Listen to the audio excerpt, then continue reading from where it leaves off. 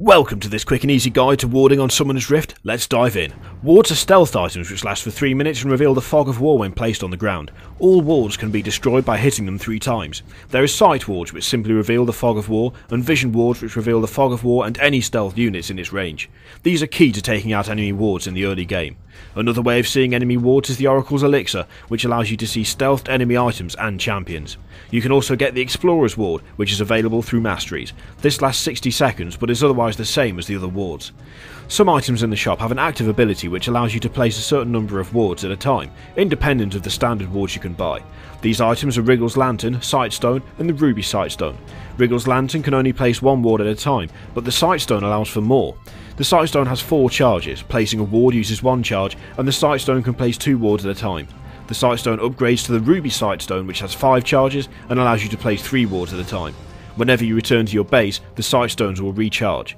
Now to the warding itself. For a safe top lane, you should be warding this top brush to prevent the enemy from sneaking in via your opponent's side of the lane.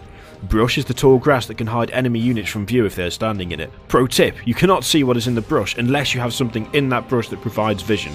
Placing a ward outside the brush will not reveal what is inside it. You should also ward this area. This covers the tri-brush area here, which is away to and from red buff, and the entrance to blue buff. If you want to be extra super safety sure, you can ward here or here instead to make sure no one is lying in wait in these brush areas. Next, mid lane. For a happy and safe mid lane experience, ward this brush here and this brush here. This provides great early warning if an enemy intends to jump into your lane from the river and attack you.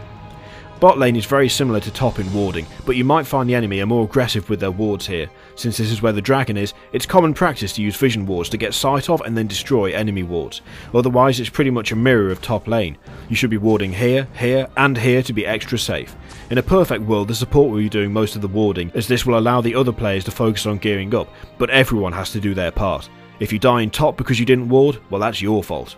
Warding the jungle is an important part of Summoner's Rift. Where possible, Dragon and Baron Nashor should be warded. If you're on the blue team and can't ward the river outside Dragon, you could ward over the wall here, and if you're on the purple team and can't ward the river by Baron Nashor, you can ward over the wall here. Both teams should be warding the brush by their red buff and their blue buff, and wherever possible, doing the same to the enemy buffs. Why do this? If you can see the enemy taking their buffs, Dragon or Baron Nashor, it may be possible to prevent them from finishing the job, either by stealing the buff or by denying them the kill. Those are the basics of warding on Summoner's Rift. In upcoming guides we'll cover the jungle, different champion types, and other more advanced League of Legends concepts, so subscribe for more.